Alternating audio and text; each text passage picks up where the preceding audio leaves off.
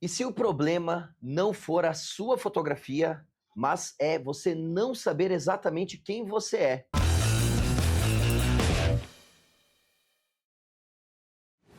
Fala galera, sou o Christian da GoImage e você está em mais um Papo GoImage, hoje com um assunto que eu quero aprender muito sobre identidade da fotografia. As boas-vindas ao Lucas Leme, que é um cara que, se tem um cara que não tem problema com identidade da fotografia, eu acredito que é o Lucas. Lucas, seja bem-vindo a mais esse papo, obrigado.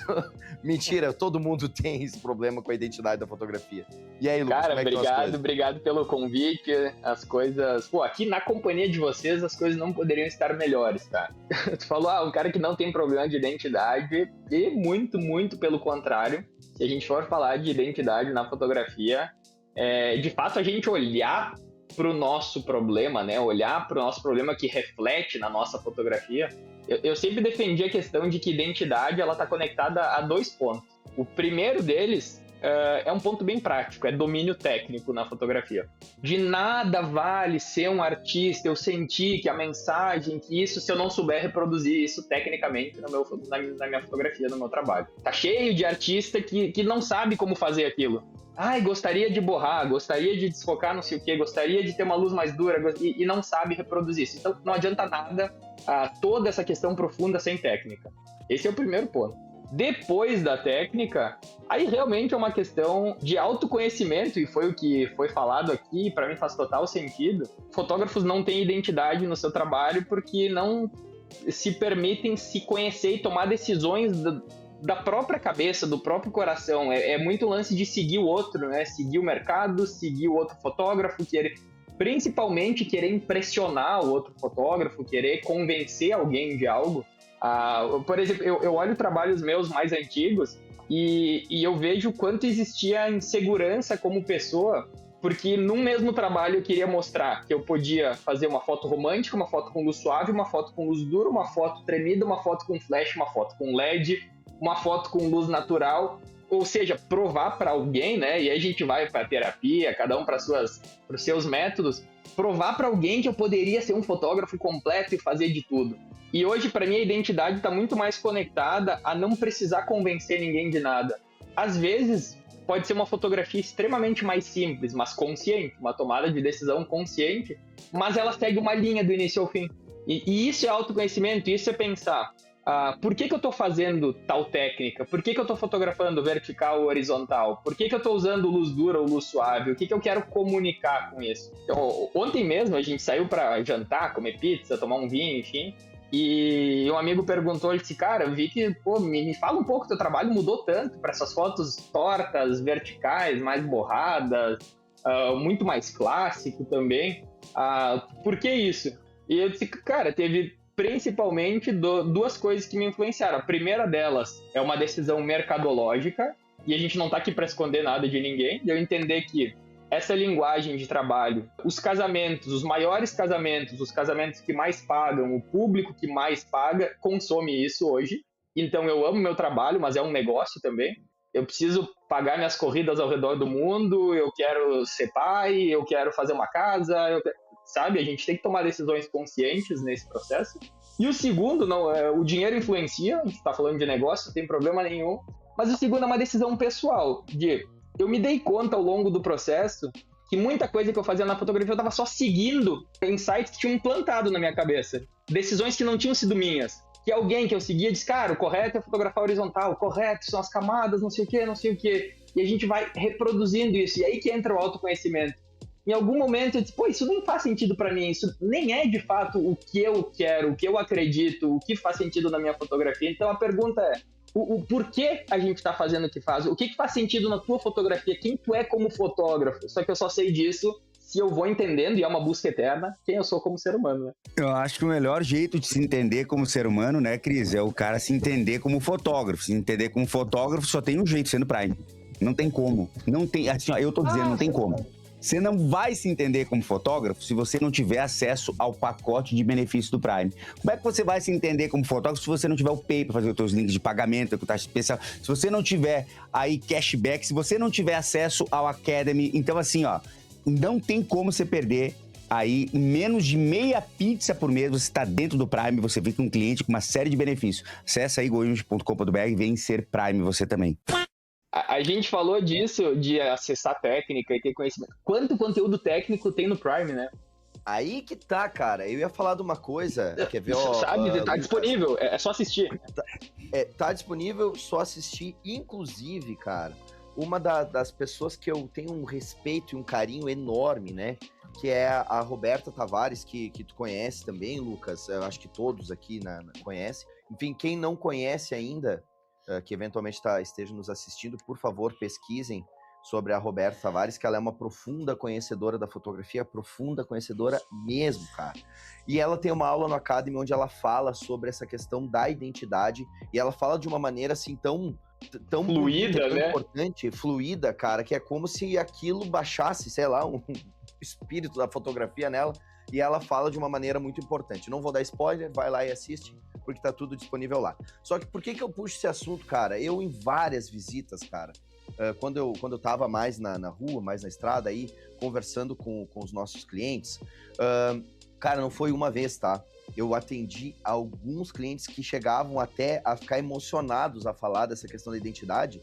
Emocionados que eu digo assim, cara, tu viu o peso, a dor, assim, cara, eu tô querendo sair da fotografia porque aquilo que eu quero, eu não consigo reproduzir, sabe? Aquilo vinha com uma dor, só que daí o que acontece? Eu ficava numa linha muito tênue, né, em acolher essa pessoa e dizer assim, cara, calma, vamos pra terapia, vai dar tudo certo, como é que tu pode se reconectar com a fotografia, fazendo coisas, eventualmente, que façam sentido pra ti, tipo, talvez voltar lá no princípio, o que te fez ir pra fotografia, talvez buscar nesse lado interior, mas eu precisava trazer uma dose de realidade que também fotografia é um pouco do mercado, sabe? É um pouco de, cara, às vezes também é legal tu ter uma foto que tem uma identidade muito forte, eu acho que também ser reconhecido pela identidade e acabar sendo contratado pela identidade, pelo menos é um ponto de vista meu, assim, eu acho muito legal, eu acho que é uma coisa... Só que, cara, tem um caminho para isso, né? E tem que ir buscando, mas não dá para se afastar tanto também, né, da questão mercadológica, porque às vezes o mercado não vai comprar, cara. Eu não sei se algum de vocês já passou por isso, em tentar mudar essa identidade, assim, cara, a fotografia que eu faço hoje já não conecta tanto comigo, aí eu vou mudar, e muda meio que radicalmente, ou muda, e aí o mercado já diz, opa, peraí, não é mais aquilo que eu conhecia do Lucas, do Pedro, do Vanassi. Isso acontece também, já aconteceu com vocês, de vocês perderem, eventualmente, faturamento ou trabalho por ter mudado demais a identidade visual? Cara, se a gente for pensar... Isso é polêmico, tá? E vai ter gente, mas enfim, como o Vanassi falou no início, a gente tá aqui para ser verdadeiro. O mercado também faz a identidade. Sim. O mercado também dita para onde a gente vai.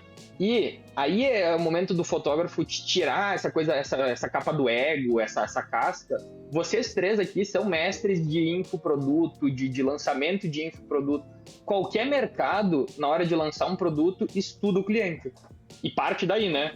Que o cliente está buscando, eu ofereço isso. O fotógrafo, a vida inteira, ele quis fazer a sua arte e empurrar. Alguém tem que comprar isso. É justamente o processo contrário. Então, eu concordo totalmente com isso. E quando eu estou pensando na minha identidade, eu também vou entender, não, peraí, o que o mercado, a minha persona, o meu público-alvo está comprando, se fizer sentido, eu também vou criar um produto pensado nisso. E a gente falou aqui de um monte de coisa, de autoconhecimento, de tudo isso, e tá conectado, mas eu sempre falo nas palestras, cara, hoje eu entendo que o público, primeiro, o que não pode faltar no meu trabalho é aquela foto clássica, bem feita, com o vestido abertinho, olhando para a foto, aquilo que talvez, Vanassi, nossos pais faziam, que é a fotografia mais nua e crua, temporal, e eu entendo que isso não pode faltar, isso é o que eu vou sempre garantir, e a partir daí criar alguma coisa que faça sentido para mim também, e aquilo também faz sentido, enfim, é pensado pro produto que eu vou entregar no final. E aí eu concordo totalmente contigo, Cris, da gente analisar o público antes de só querer empurrar uma arte que faça sentido em alguma viagem da nossa cabeça, sabe? Sabe que eu vejo isso como uma parada até divertida, cara. Tu poder... O que eu vejo divertido, Pedro, sinceramente, é você, fotógrafo, deixar o like aqui no YouTube da GoImage, se inscrever no canal para ajudar esse canal a crescer e trazer cada vez mais conteúdos de relevância, como esse que a gente está discutindo e debatendo agora. Então, assim, ó, tô te pedindo mesmo, deixa aí o like, no YouTube da GoImage, neste vídeo, comenta, interage com a gente, que isso é muito importante para nós, para que a gente vá melhorando dia a dia e, como eu falei, trazendo conteúdos de muita relevância para você. Essa parte de de mudar a sua identidade de acordo com o mercado é bom porque tu muda isso, e é bom mudar, é bom parar de fazer sempre a mesma coisa, né? Com um caminho já meio traçado. Tu vê, como o Lucas falou, pô, o mercado tá pedindo isso, então eu vou fazer um pouco mais disso. E nunca é uma mudança radical, porque tu traz todo aquele resto que tu já tem da tua fotografia para aquilo e acaba criando algo novo para ti. E, pô, que saco fazer as mesmas fotos que nem o Ruth falou de 2016 e 2020. Não só em relação ao público, ao consumidor, ao quem vê a nossa foto ou compra ela, mas para nós também, pô, mesmo tratamento, mesmo tipo de luz, pô. Pro fotógrafo isso é um saco. Pro fotógrafo é não nutrir a sua fotografia, sabe? A gente acaba fazendo sempre a mesma coisa. Eu acho que o volume traz muito isso, né? A gente vê fotógrafos que trazem muito volume no seu trabalho, fazem muito volume no seu trabalho, tendem a testar menos e se divertir menos com a parada. E claro que é um processo lento, e deve ser lento. Eu acho um erro. A gente tá falando aqui pro cara mudar e se adaptar e tal. Mas calma lá, não é pro cara uma hora fazer de um jeito, outra fazer... Isso aí bagunça a cabeça, bagunça o cliente, bagunça toda a parada e tu realmente não se encontra. Mas também se tu quer mudar e ver essa perspectiva de mudar e acha legal isso, faça, porque é legal, é divertido e de uma maneira lenta. E acho que uma das coisas que eu tive medo quando eu mudei um pouco a minha fotografia ao longo, sei lá, desses 10 anos que eu posso dizer que eu tenho a minha própria forma de fotografar, do jeito que eu gosto e tal, eu tinha medo, mas o que o cliente vai achar e tal, não sei o que. Eu saí de fotos com um HDR muito forte, com cores muito vivas, fui fazendo uma transição para cores mais sóbrias, pretos mais abertos, grão pra caramba, coisa um pouquinho mais nessa vibe que também vem do mercado. E eu tinha, e aí agora, o que o cliente vai achar, né? Que todo mundo sempre elogiou pelas cores, pelo não sei o que e tal. Cara, teve alguns que não gostaram mais, mas teve outros que começaram a gostar. Então, esse medo de não ser pop, por mudar o estilo, eu acho que não precisa ter, porque tem gente que vai conectar com aquela parada. Não agradar a todos, né? Isso. Cara, tem cliente meu, realmente, tem um ensaio, eu fiz um ensaio gestante uma vez, com um tratamento antigo, uma linguagem antiga, e depois eu fiz um ensaio deles de família, 2 anos depois, com o tratamento novo, linguagem nova. Eles não gostaram das fotos do segundo ensaio. Eles falaram, cara, tem uma coisa diferente aqui e tal. Foi um exemplo definitivo, assim. Eu falei, cara, eu mudei. Em outras palavras, né? Tive que fazer toda uma volta, mexer alguma coisa depois e tal. Eu mudei, tá ligado? Mudou a minha fotografia. Eles não gostaram mais. Mas uma galera começou a gostar, às vezes nem falando tecnicamente, porque às vezes o cliente nem percebe, né? Mas aquela linguagem começou a alcançar outras pessoas e tá tudo certo. E eu me divirto mais fazendo essa nova linguagem. E não tem problema nenhum daqui a, sei lá, 3 anos eu ver que a minha fotografia é completamente diferente da que é hoje. Acho que é até bom. Daí eu vou continuar me divertindo. Tava refletindo aqui, cara, mas talvez isso até possa fugir um pouco da pauta, mas assim, vocês não acham que pode ter a ver com identidade também? E também aqui, de novo, né, cara, não tem um certo e errado, né? Tipo assim, acho que tem algumas diretrizes que a gente pode seguir, mas vocês não acham que o mundo inteiro, assim, principalmente nessa questão da arte, ó, veja bem, a arquitetura tá muito parecido, a arte no geral, ela não tá muito flat, assim, muito padronizada. Vocês não percebem que, por exemplo, tu tinha influências de arquitetura, se você olhar, por exemplo, na Europa, ou principalmente cidades mais antigas, assim, o estilo de arquitetura, ele era muito diferente, foi mudando, ok. Foi mudando tudo ao longo do tempo, mas vocês não acham que as casas, elas são todas iguais? As mulheres, a maioria delas estão todas parecidas, os homens também estão muito parecidos, não segue um padrão, né? A vestimenta, tá tudo... A gente não perdeu um pouco dessa questão cultural? Será que isso é só no Brasil ou isso é uma coisa mundial também? Então eu fico refletindo nisso, porque isso pode influenciar também as músicas, cara. Claro, eu, por exemplo... Né, talvez não seja tão parâmetro, né? Porque eu gosto muito de música sertaneja, né, cara? Mas hoje, a música sertaneja como um todo tá muito parecida, cara. Eu acabo indo pra outras vertentes até um pouco mais antigas, com letras um pouco melhores, sabe? Mas quer ver um exemplo disso, tá tudo Cris? muito comercial, cara. Um E daí, exemplo será disso... que também não... Um exemplo disso, tem curso, tem infoproduto pra como fazer composição pra estourar. Tipo, tem uma regra, tem, sabe? Tem os caras que... Saca? Mas será que não sempre existiu, Pedro? Aí entra um ponto que é bastante filosófico, tá? bastante filosófico. A gente tem a bem da verdade, e é bastante filosófico e bastante polêmico, né? Se a gente for entender, né, a gente gosta daquilo que nos permitiram ter acesso. A gente gosta daquilo que nos foi... Por que a MPB nunca foi popular, nunca foi a música popular brasileira? E por que ela tem esse rótulo de música popular brasileira? Porque o sistema vigente na época queria que assim o fosse. Entende? A gente tem muito essa coisa, a gente acha que não, né? E tem até um pessoal que fala a ilusão do livre-arbítrio, né? A gente é muito mais influenciado pelo ambiente do que a gente imagina que é, né? Só que sempre foi assim. Eu acho que hoje a gente tem até um pouco mais de possibilidade, um pouco mais de alternativas, mas a gente não... Essa ilusão de que o cara vai ser muito fora da caixa... Pra mim é uma ilusão. É muito difícil a gente chegar nesse ponto. Cara, eu sou completamente fora da caixa, penso diferente. Eu acho muito difícil chegar nesse ponto. Porque a gente tem, sim, muitas normas sociais que nos são impostas. E a gente, cara, assim, ó... pra que a gente... Isso aí até tem um livro bem bacana, que é um livro do Harari, que é o Homo Deus. Que não sei se vocês já tiveram a possibilidade de ler, mas é bem bacana porque ele toca muito nesse assunto, né? Como o ser humano, para chegar onde chegou, precisou de atalhos no conhecimento. Um deles, por exemplo, ele cita a religião, né? Um atalho no conhecimento, uma convenção social, para que a gente consiga enxergar a coisa de uma maneira mais simples, uma maneira mais direta, né? Cara, isso é porque Deus quis, é dessa maneira, porque foi assim, e como a ciência ela teve que bater de frente com isso, né? E entre outros, vários outros pontos, né? Mas assim, é difícil a gente dizer que não é influenciado. Por exemplo, vamos lá, no Brasil, a gente tem uma influência muito forte do cristianismo, a gente tem uma influência muito forte, desde a maneira com que a gente se veste, a maneira com que a gente se porta, entendeu? É a construção social, então é difícil a gente tirar isso da bagagem cultural, entendeu? Então eu acho que isso sempre existiu. Hoje a gente tem possibilidade de ter acesso a mais realidades, né? Mas eu acho que sempre existiu, cara. Se a gente for pensar, né, na década de 90, na década de 80, era mais padronizado ainda, cara. Linkado no que o Duda falou, eu vejo que que existe um equilíbrio no que o Cris falou, sabe? Assim como tem essa padronização e que ela é perigosa, né? A gente vê tudo que é bonito, entre aspas, hoje é igual, segue um padrão.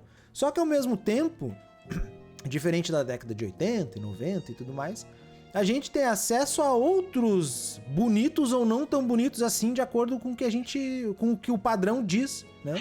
Então a gente consegue ter mais referências. Será que tu consegue te desligar daquele conceito que já te foi implantado lá, o chipzinho já veio? Eu acho que consegue se desligar, mas eu acho que isso vai depender muito, e aí a gente vai para um outro lado, né? Eu acho que a gente consegue se desligar a partir do momento que a gente estuda mais, tá? Mas como é que a gente estuda mais?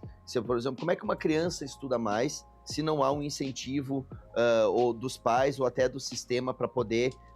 do sistema, quando eu falo mesmo, é o sistema até de governo mesmo, se o governo também exige que a gente, quer que a gente seja mais ignorante para que a gente possa virar massa de manobra.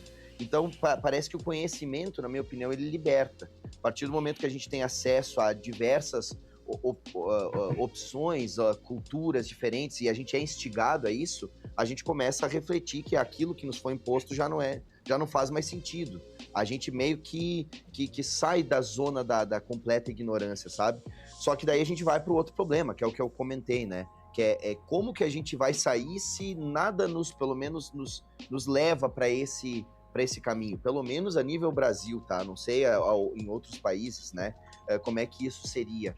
Mas até eu que fui para a China, por exemplo, que é que eu aprendi bastante indo para lá. Porque, cara, apesar do pessoal viver, vamos dizer, sobre um regime que é um pouco mais, não vou dizer, não é totalitário a palavra, mas ali onde ele é mais recluso, né? cara, eu vejo o pessoal muito, muito desenvolvido do ponto de vista cultural, artístico, eles respeitam as tradições, sabe? Então, fica naquele viés, assim, tipo, até onde o governo influencia nisso, até onde a gente deve, por nossa capacidade própria, buscar outras fontes de conhecimento. Então, eu acho que a gente sai, sim, dessa zona, assim, dessa caixa fechada. Só que também, para nós, não é nos instigado, assim, a buscar outras fontes de conhecimento, porque não é conveniente para quem está acima de nós, vamos dizer assim, fazer isso, sabe? Então é uma discussão filosófica longa aqui. Mas essa é a luta que o Vanassi falou ali, pô, será que a gente consegue se desligar e não se influenciar pelo que é muito pop, assim? Complementando o que o Cris falou, não é só a educação, mais do que a educação para libertar disso, é a curiosidade. Quando a gente não se mantém curioso, quando a gente não se mantém questionador de outros horizontes, de outras coisas, a gente fica ali, olhando futebol, olhando Big Brother, sabe? Olhando o Instagram, olhando a casa que parece um quadrado, olhando o fotógrafo que, sei lá, é o mais pop do seu segmento, sabe? Se a gente não é curioso e se permite, isso é legal, cara, permitir experiências novas em relação a tudo, cara. Pô, surgiu uma banda nova, vai lá e ouve, olha um fotógrafo, vai lá e vê aquilo não como algo estranho, né? Vê aquilo, tem uma banda agora, fica até de dica pra galera, uma banda agora que é 2 caras vestidos de preto, não sei se vocês viram, preto e branco com bolinha, assim, muito louco, que eles tocam, ele tem um baixo e uma guitarra que não tem tom e semitom, tem vários escala semitonal. Microtom, cara. Acho que é. Microtonal, é sinistro, velho. A primeira vez que eu ouvi, eu falei, que porra é essa? Daqui a pouco começou a aparecer vídeo pra mim, eu comecei a olhar, olha que louco isso, velho. Falando de microtonal e tal, daí eu comecei a ver outros vídeos sobre microtom, de canto árabe, que sempre foi assim, e que no século IX surgiu o canto gregoriano, muito, olha na volta que a gente dá, na parada que a igreja achou que aquela forma de música ela não era conveniente e transformaram em sete notas com divisões mais claras, com assim. divisões perfeitas e tudo mais impostas pela igreja, tá ligado? Sabe? Então, olha que bagulho sinistro. Então, tu vê algo que não é padrão e se empolgar com aquilo. Cara, deixa eu... O que é isso? Sabe? E aí tu vê que começa Nem que seja pra dizer, por coincidência, eu escutei esse maluco ontem, cara. Porque eu sou muito aí, assim. Por favor, pra mim, eu quero. É uma banda francesa o nome, né? Como é que é? Vou te mandar no Instagram, tá? E vou botar o link de algumas coisas aqui no chat pra galera. Bota pra galera também nos comentários. Mas nem que seja escutar pra dizer, pô, eu não gostei. Tá, legal, é diferente, mas não por isso é bom pra mim, né? Eu não sou o dono da verdade do que é bom ou ruim. Mas, cara, nessa filosofia toda, não sei quanto tempo a gente tem, mas me surgiu várias coisas. Primeiro, Cris, o que tu falou, será que não tá tudo muito igual na arquitetura, na música, as pessoas muito iguais? E a gente vê refletido isso até em fotos, às vezes, no casamento. Tem um grupo de madrinhas ou de padrinhos, todos, se tu olhar de longe, são os mesmos. Eu que enxergo mal de longe. Isso será que não tá conectado ao que a gente falou lá da falta de autoconhecimento, que são decisões tomadas em massa, né? Não tomadas porque faz sentido pra mim. Não botei aquele procedimento, não fiz isso porque faz sentido. Fiz porque é o que todo mundo tá fazendo. Então, isso reflete muito essa questão. E conectando isso à tendência, também concordo com o Vanassi que tem coisas que não tem como a gente fugir. Por exemplo, alguém falou nos comentários ali das tendências, ou mostrar uma visão própria. Isso foi conteúdo da minha palestra lá na WPPI, de mostrar, cara, se a gente estiver falando de fotografia de casamento, as tendências geralmente, tá, nascem na Rússia, vão para Europa, alguma coisa nos Estados Unidos, e aí chega na América Latina. Então, existe um processo, e se eu quiser estar fazendo uma fotografia que seja autêntica em 2026, eu preciso saber essas tendências. Não adianta me desconectar totalmente disso. E quem lança, quem forma essas tendências? Basicamente as grandes marcas. Que, ano que vem vai ser isso aqui. Cor Pantone, ano que vem vai ser isso aqui. Eu acredito sim que eu preciso seguir essas tendências se eu quiser ser um fotógrafo atualizado, mas sem esquecer a nossa raiz, a nossa ancestralidade de entender, tá, beleza, até aqui eu vim, eu mostrei essas referências, eu sigo elas, mas eu sou um fotógrafo gaúcho, brasileiro, latino, o que disso eu vou pôr em cima dessas tendências? E aí talvez tenha algo que esteja seguindo esse flow, mas com um tempero, né? Um tempero coerente com a nossa realidade. E tu usou a China como exemplo, cara, acho que é o exemplo perfeito de, por mais que eles tenham um governo, é difícil que palavra, vou escolher mais, controlador em vários sentidos, né? Eles seguem. Tu ainda vê pessoas com identidade, criando coisas únicas, porque, tu mesmo falou, eles respeitam as tradições.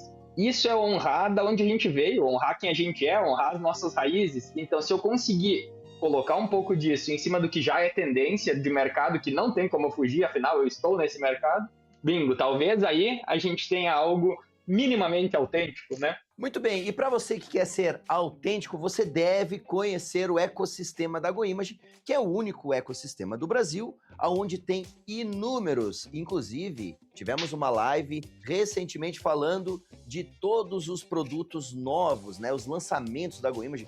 Tem álbum em linho, tem novas cores de suede, novos modelos de acabamento. Então, assim, você pode entrar no ecossistema da GoImage, conhecer todos os produtos físicos para você aumentar ainda mais as suas vendas. Além disso, você tem acesso a diversas plataformas que vão melhorar o seu fluxo de trabalho aí no seu dia a dia. Assim como o GoImage Pay, GoImage Gallery, onde você pode fazer com que o seu cliente escolha as fotos, né, dentro de uma galeria lindíssima. Além disso, tem o GoImage Academy com diversos professores falando aí sobre inúmeras partes relacionadas à venda, à técnica de fotografia, como, por exemplo, fazer a prospecção de gestantes, como fotografar casamento. Então tem muita coisa legal no ecossistema da GoImage. Acessa goimage.com.br e vem fazer parte dessa grande comunidade.